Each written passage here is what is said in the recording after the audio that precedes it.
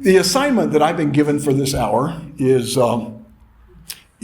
finishing well. And I guess because I was the oldest guy, they gave me this topic. Take a look at these men here on this list. What is the common denominator of those men? You all know them. You know their stories. You could tell us all those stories. The common denominator of these men is they didn't finish well. They did incredible things, but they didn't end well. And that's the basic idea that I want to get across here today. That it doesn't matter how much you may have accomplished already in your life. It is possible that the wheels will come off and you will not finish well. I'm going to give you a couple of illustrations just from my world in America, and I'm sure you could give multiple here, but there's just case after case after case. I weary of this. It's almost weekly. You hear of pastors that are stepping out of the ministry or people that are not finishing well. For instance, many of you would know Ravi Zacharias. He's one of the world's premier apologists. He's dead now, but he lives in Atlanta, Georgia, where I do. And he's probably the most well-renowned apologist, or was, and spoke all over the world, wrote incredibly. He's a high-profile conference speaker, was used of God incredibly in the area of apologetics and evangelism, wrote over 30 books, teaches at places like Oxford. I mean, he's just a highly qualified guy. He died, and we found out after his death that he had been involved in sexual impropriety, and his whole ministry fell apart. I mean, it exists kind of today, but that in that format, it's gone. And all of those years of ministry, a man like Ravi Zacharias, who is so esteemed, did not finish well. Or Bill Hybels, who was kind of the father of the mega church movement in the United States, pastored a church of 24,000 people. And he's kind of the guru for so many people that are in that orbit of churches. That here was this guy that was able to build this massive organization, this huge church. He would have conferences where people would get online. They'd have 100,000 people attending their leadership conferences. Didn't end up well. He's no longer the pastor of the very church that he established. Or take a look at Steve Lawson, who is a well-renowned conference speaker and kind of your major conferences in the United States. He's one of the guys that's always there. Pastor at a church. He's the dean of the doctoral ministry, doctoral program at Master's Seminary in California. And just a couple of months ago, we learned he had been carrying on a 5-year affair with a lady half his age. But yet he was esteemed in that world and that orbit of churches. As you think of these three men that I just listed, what is the common denominator of them? They're all old. They're my age. And you think, surely if someone has done that much and succeeded and lasted that long, surely at the end of the life they wouldn't blow it. But that is not the case.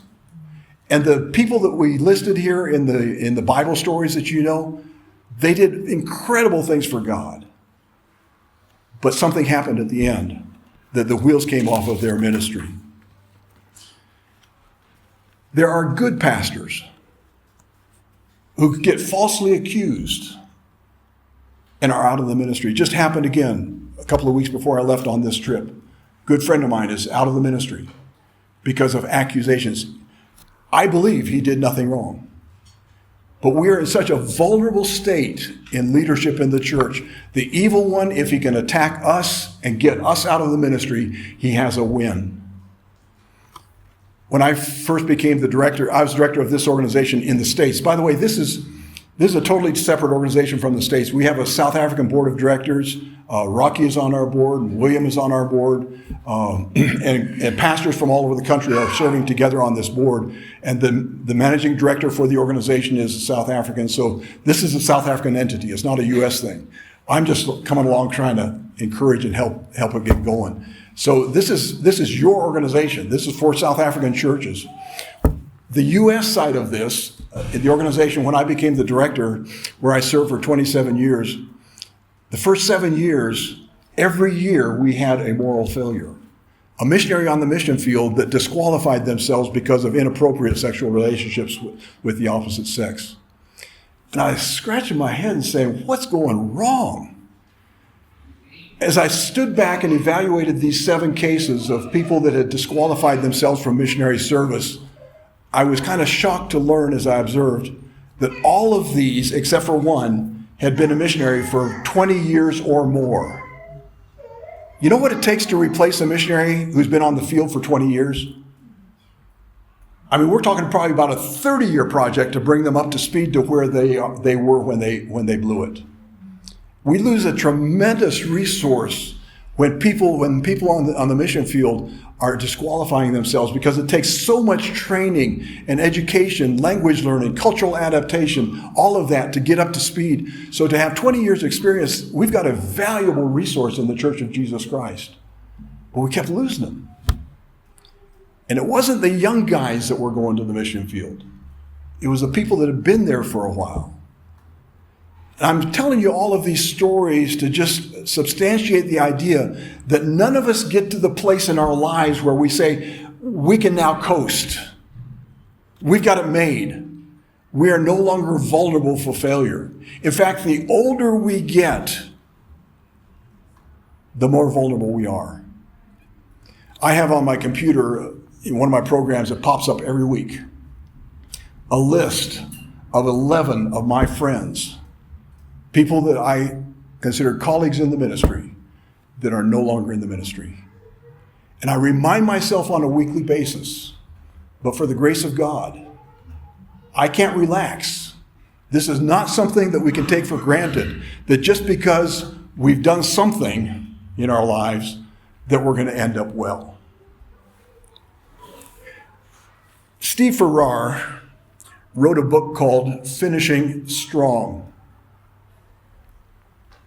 And he quotes a Christian leader who says, from his experience, only 1 of 10 men who start strong in their 20s will be on track for Christ at the age of 65.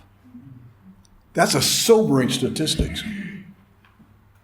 If that statistic is true, and if it were applied to us, just think of this room right now.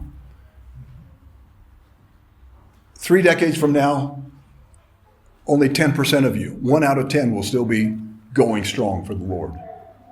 Those are not good statistics, folks. I hope you realize, to use secular terms, the dice are loaded. We're vulnerable in ministry. And if the evil one can attack anywhere, obviously he's going to attack at leadership level. Why? Because when you destroy leadership, you can destroy the ministry. And we are all vulnerable. And so this theme of finishing strong is so important. He refers to a study done by somebody else with 246 men who were in full-time ministry, and they experienced moral failure. He said there were 4 common denominators between these men. 1, none of them were involved in any kind of personal accountability.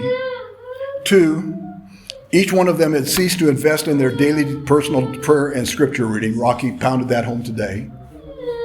3, over 80% of them had become involved with another woman through a counseling situation.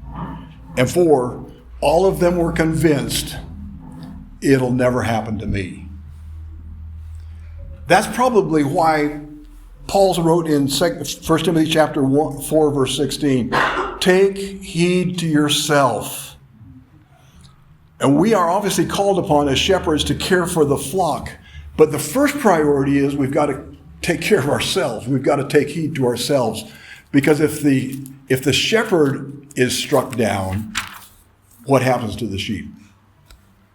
Our passage that we're going to look at today is in 2 Timothy, and I'm only going to take you really to one verse. I'm going to bring you to a bunch of verses, but the one that we're going to sort of focus on is 2 Timothy chapter 4, verse 7.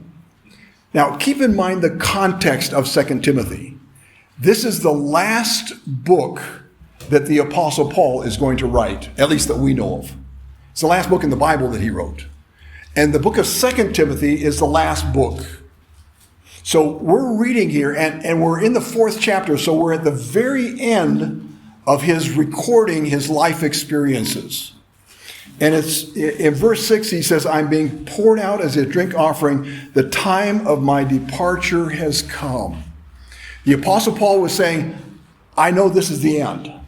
I'm finished. And though we have many stories in the Bible of people that did not finish well, Paul did. And so we want to go to the Apostle Paul and say, Paul, what was your secret? What did you do, or what was it about you that enabled you to have a lifetime of ministry and you didn't fall apart before the end came? So he's at the very end of his life now.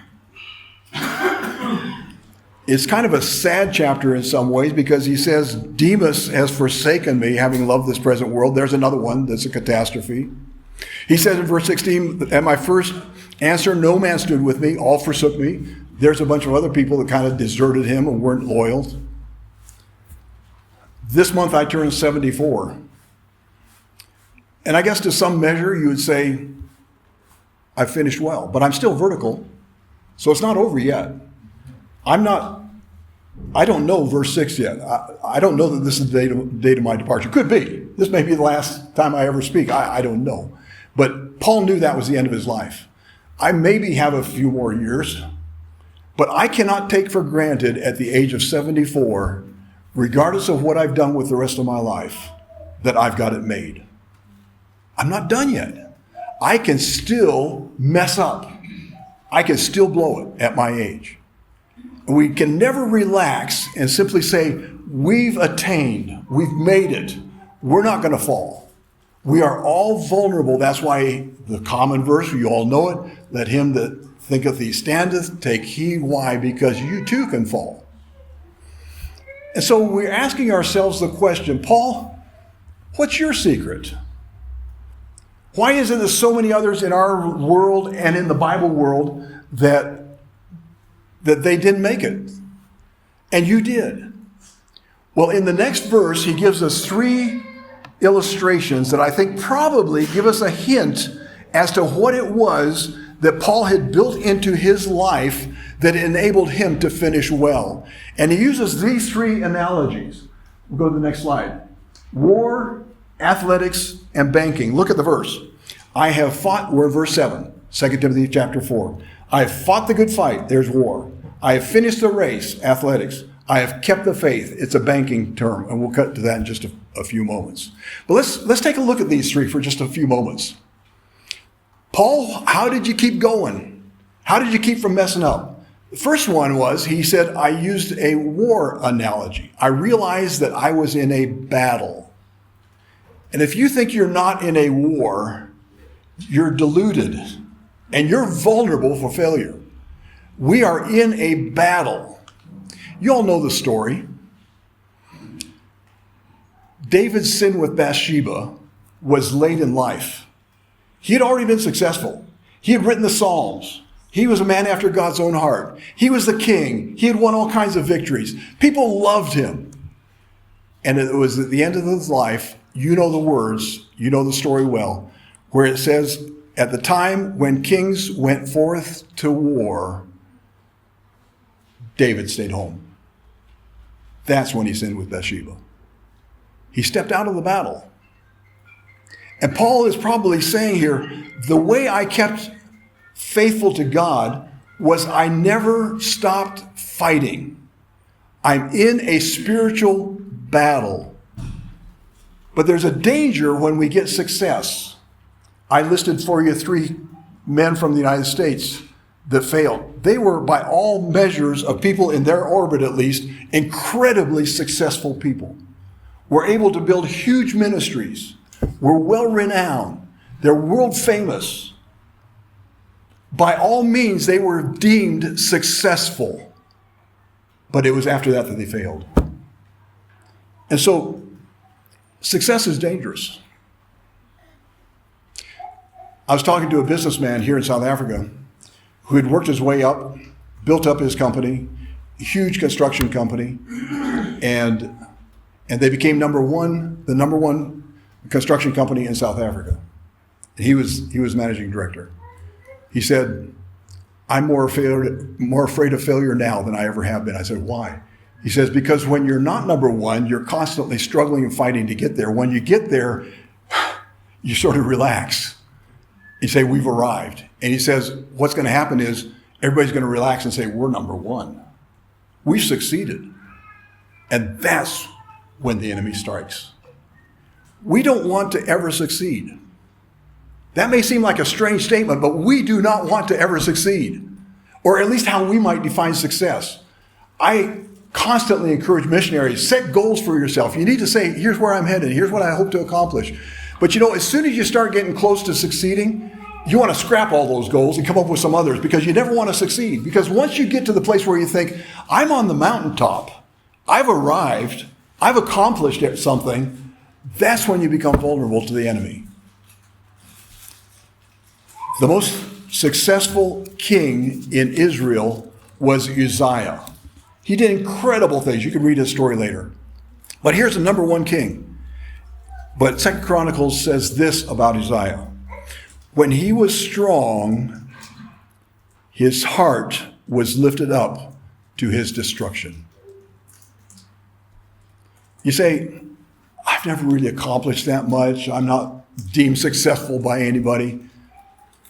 You don't want to be successful. You want to have goals out there that you can't really attain, because once you get to the place where you say, I've attained, and it happens with church planters. You struggle to lead a few people to the Lord, and you're meeting in their homes, and then you maybe move out to the garage, and then you move into a rented space, and then you move into a church building, and the offerings are coming in, and the pews are filled, and you seem to be successful.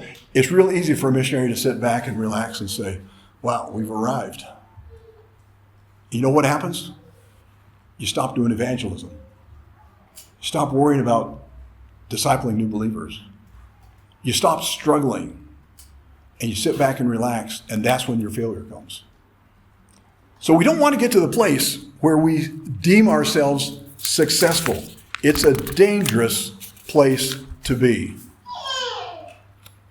It was these men that we just listed earlier that were successful and then failed. Someone has said, success is not owned, it is leased, and rent is due every day.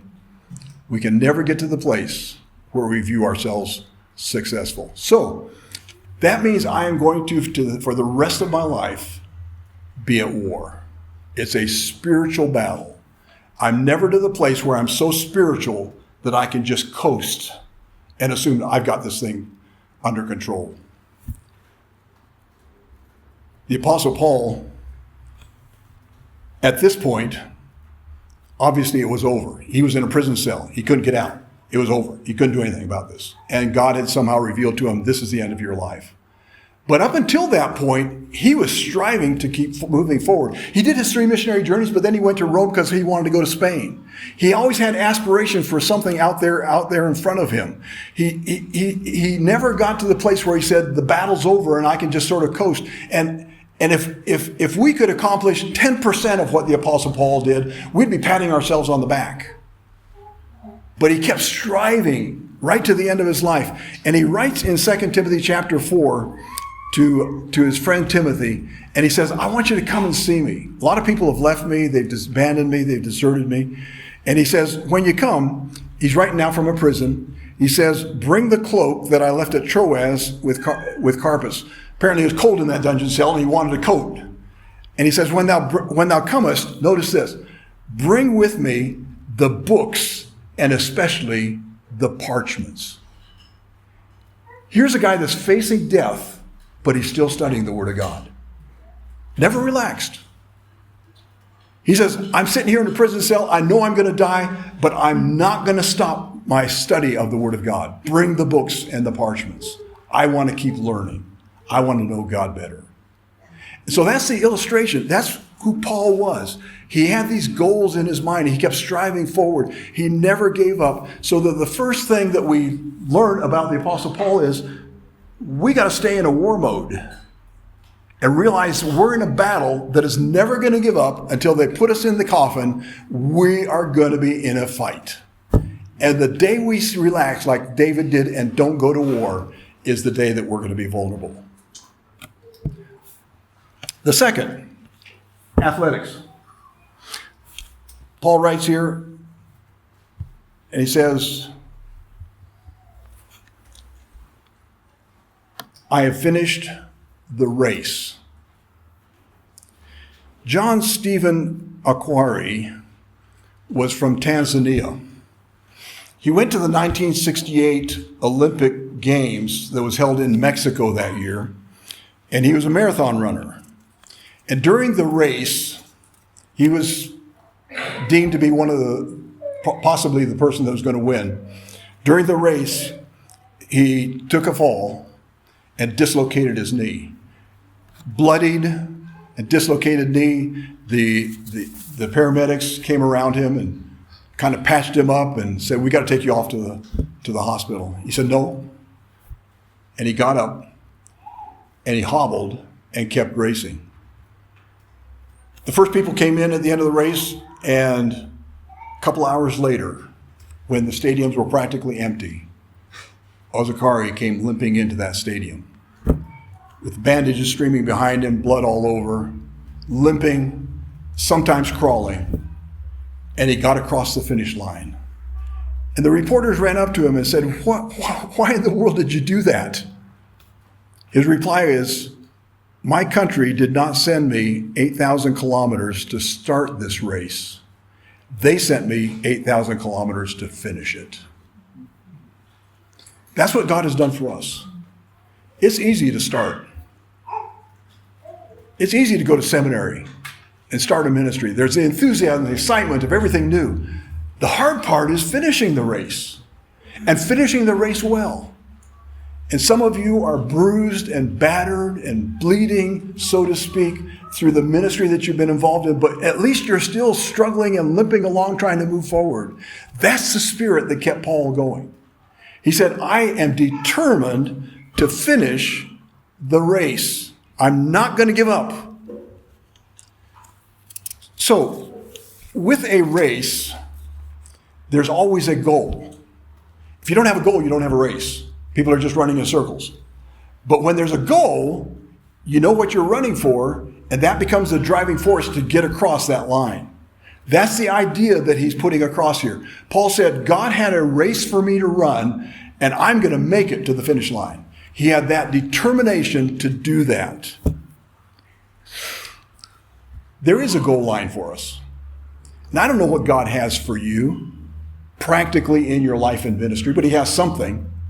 But I do know for all of us, there are some goals that we ought to be striving for. There's a topic that we don't talk a lot because we feel a little bit sheepish about that, and that is rewards. God promises to reward people who are involved in ministry and living life in the way they should. We shouldn't be embarrassed by this. Jesus is the one that set this out and said, set up treasures for yourselves in heaven. It's a command.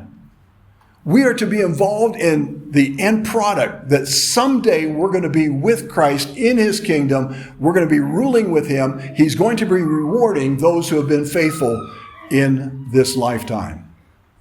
And in the Greek New Testament, there's about 5 words that we would translate rewards, but all of them kind of circle around this idea of paying wages. It's interesting, isn't it? We are slaves of Jesus Christ. We are to consider ourselves as not his servants, because servants get paid. We're to consider ourselves as slaves. But in spite of that, he still pays us a salary. There is a day coming when Christ will pay you for what you've done on planet Earth. The prosperity gospel is partly right. You know, the prosperity gospel says if you put some money in the offering plate, then you'll get immediate reward. You're going to get rich too. Well, they're partly right. They only have their timing wrong. Christ is going to reward you, but it's going to be in the next lifetime. And so it is right that Christ is going to reward. He's just not going to do it right now. It's kind of like somebody that goes to an employer and he employs them and says, okay, you can come to work on Monday morning, and 1 hour after starting work, you go and say, could I get paid, please? Well, that's the prosperity gospel. No, End of the month, we do the payroll. We're slaves, but God promises to reward us. Let me read you just a few verses, and I've got several pages of them here. Sometime do a study on what God says about rewards. It's just profuse throughout the New Testament. Revelation chapter 22. We will reign with him forever and ever. Revelation chapter 2 verse 26. He who overcomes and does my will to the end, I will give authority over the nations. I don't know what your eschatology is, but I'm premillennial. I believe there's a coming kingdom, a literal kingdom that Christ is going to set up, and that's what he's referring to. 2 Timothy 2 verse 2 talks about the fact that we will reign with him. The parable of the talents talks about, okay, you take charge of 10 cities. Revelation chapter 3 verse 21, to him who overcomes, I'll give him the right to sit on my throne just as I overcame. 1 Corinthians 6 verse 2, do you not know that the saints will judge the world? Luke 9:48, he who is the least of you shall be the greatest. And then it talks so much over and over again about rewards. Matthew chapter 5, verse 12, rejoice and be exceeding glad, for great is your reward in heaven. Matthew chapter 6, verse 2, thus when you give to the needy, sound no trumpet before you as the hypocrites do. I say that they have received their reward. But when you give to the needy, do not let your left hand know what your right hand is doing, so that your giving is done in secret, and your Father who sees in secret will reward you. Matthew chapter 16, what will it profit a man if he gains the whole world and forfeits his soul? For the Son of Man is going to come with his angels in the glory of his Father, and then he will repay to each person what he has done. You see, God's keeping track of what we're doing. He's watching to see who's going to finish this race. And who's going to keep the faith? Mark chapter 9, verse 4, I say to you, he who gives a cup of water to drink because you belong to Christ will in no means lose a reward. Imagine that. He's keeping track of even a cup of water. I don't know who put this up here, but somebody got a reward. Jesus is keeping track of that. If you're keeping track of this, think of the rest of the stuff that you're doing with your life that Jesus is keeping track of. He will reward you.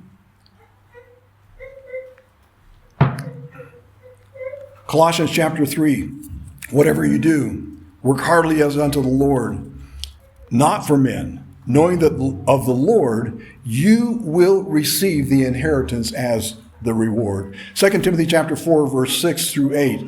I'm being poured out. We just read it a moment ago. He says the reward is there. The Beatitudes are all about rewards. The book of Hebrews is all about rewards.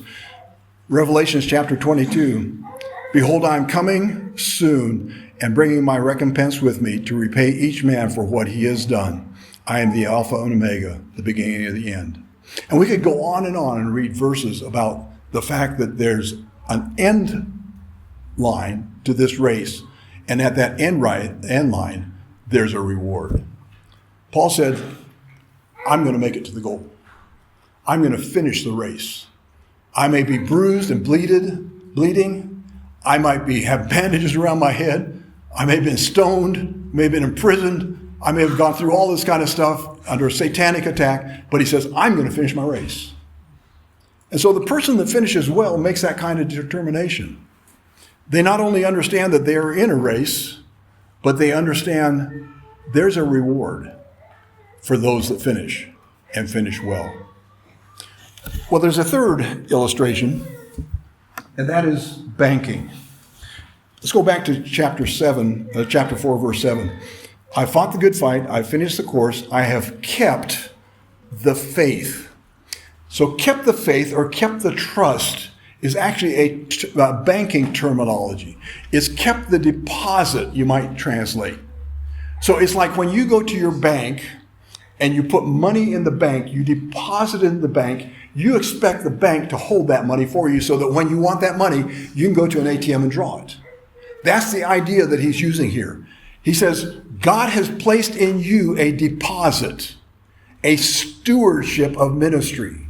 He's deposited that in your life.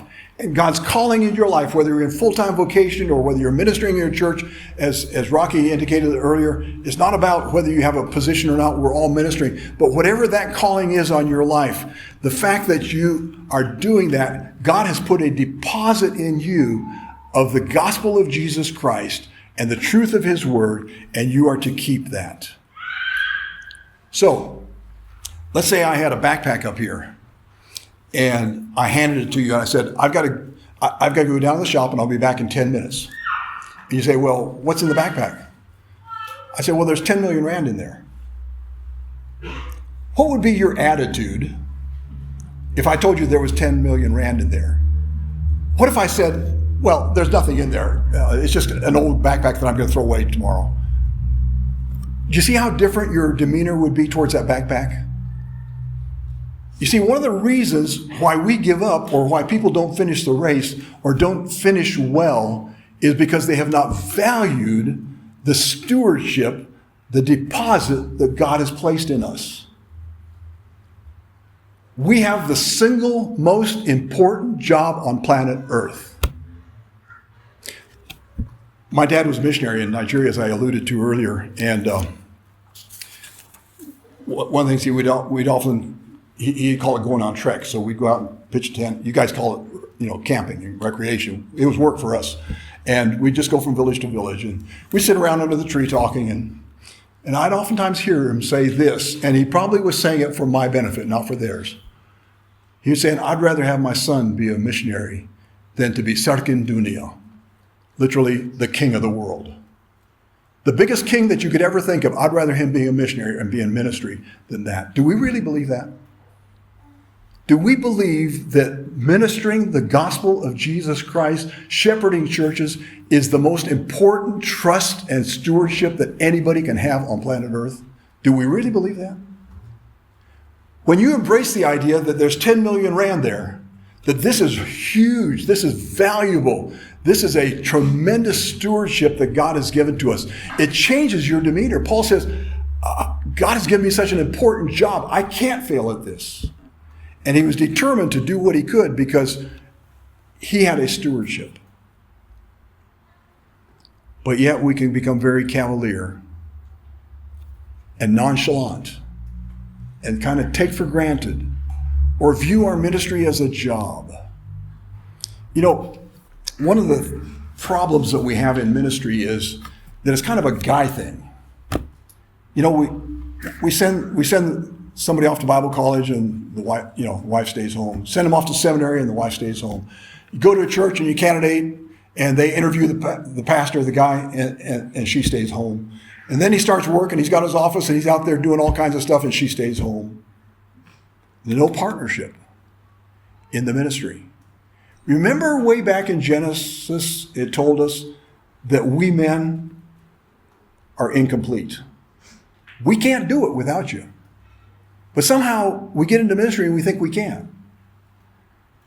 And unless our ministry is a partnership, this is different from going into a secular job. You can become the managing director of a company and run it off, by yourself. Your wife doesn't have to be there. But we're talking about ministry. This is a totally different ball game. We are involved in ministry and our wives are an integral part to what we are doing. And we have to have them walking side by side with us. They are our completer. That's why in the missions world, both the husband and wife join the mission agency. We don't just hire men because they're a package. It's a ministry that goes together. And maybe you've drifted a little bit in your ministry right now and you're kind of doing your thing at church and she's doing her thing. She's got a job somewhere else and she shows up at church on Sunday, but that's basic, it's your job. You're putting yourself in dangerous territory there. We need to work together as couples in the ministry. In the church that we're members of in the States, we're working hard at trying to implement that. So when we have Sunday school teachers, we want both husband and wife to be the Sunday school teachers of that group. Why? Because they do need to do ministry together. Whatever ministry is, if it's possible, we want them to be doing it as couples. Why? Because the husband and wife are a team. She is the completer. We're inadequate, guys, without her. And when you start trying to go off and do it by yourself, you're putting yourself in danger zone. And that's where many men in ministry have failed, is because they tried to do it by themselves without their wives. My encouragement to you is that you do this as a couple. This is not a guy thing. It is a team effort of a family that's working together. And so, Paul, why was it that you succeeded and so many others failed? There's other things in this passage that we could look at, but there's at least 3 of them. We need to keep fighting the war, we need to keep running the race, and we need to highly value the stewardship that God has given to us. Can we fail?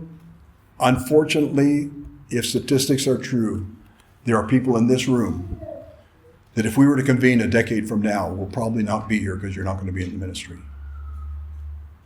If you want to not be one of those statistics, and you want to be here 10 years from now and still standing and still in the ministry and still like Paul, maybe, just maybe, those are some ideas that will be of help to you. Father, I pray that you would indeed keep us faithful. Help us, Lord, to not fall. Help us to be wise in the way that we construct our lives and our ministries. And Lord, that you would keep us from being one of the casualties of war. Help us to finish the race. Help us, Lord, to guard the trust. In Jesus' name we pray. Amen.